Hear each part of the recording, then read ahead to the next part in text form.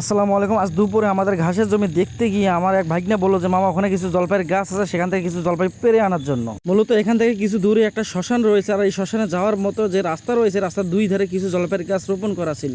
এই জলপাইগুলো বড় হতে না হতেই এলাকার ছোট ছোট ছেলেরা এগুলো পেরে খেয়ে ফেলে, মানে বড় হওয়ার কোনো সময় দেয় না। তো যাই হোক, যেহেতু দুপুর বেলা আর প্রচন্ড রোদ, তো আমারও ইচ্ছা ছিল যাই হোক একটু জলপাই খাই, সেজন্য আমরা গেলাম জলপাই পাড়ার জন্য। কিন্তু গিয়ে দেখলাম যে বাকি যে গাছগুলো রয়েছে গাছগুলো অনেক বড়, আর এই দুপুরবেলা গাছে ওঠা সম্ভব না। কিন্তু আরেকটা গাছ রয়েছে সেটা ধান ক্ষেতের উপর, আর সেখান থেকে আমাদেরকে জলপাই পাড়তে হবে। তো কি আর করার, এখন আমাদের সে ধান ক্ষেতের উপরে জলপাইয়ের গাছ থেকে জলপাই পাড়তে হবে। কিন্তু তার আগে ভালোভাবে দেখতেছিলাম যে জমির মালিক আশেপাশে আছে কিনা, না হলে একটা বড় সড়ো দাবরানি দিবে। আর এই বয়সে মানুষের দাবরানি খাওয়াটা অনেক বড় লজ্জাজনক। তো যাই হোক, আমরা কিছু জলপাই পেরে এখন আমরা চলে যাব সেই পুরনো শ্মশানের দিকে। এখন যে বটগাছটি দেখতে পাচ্ছেন, এই বটগাছটি হচ্ছে অনেক পুরনো একটি বটগাছ। আমাদের গ্রামে পাশাপাশি দুইটি শ্মশান রয়েছে, তার মধ্যে একটি অনেক পুরনো এবং বয়স্ক প্রাপ্ত একটি বটগাছ হচ্ছে এটি। বলা চলে এই বটগাছটির বয়স নাকি আনুমানিক 100 বছরের উপরে। শতবর্ষী এই বটগাছটি দূর থেকে দেখলে অনেকটা ভয়ঙ্কর লাগে, দিনের বেলা যেমন তেমন রাতের বেলা অনেক বেশি ভয়ঙ্কর লাগে এই বটগাছ।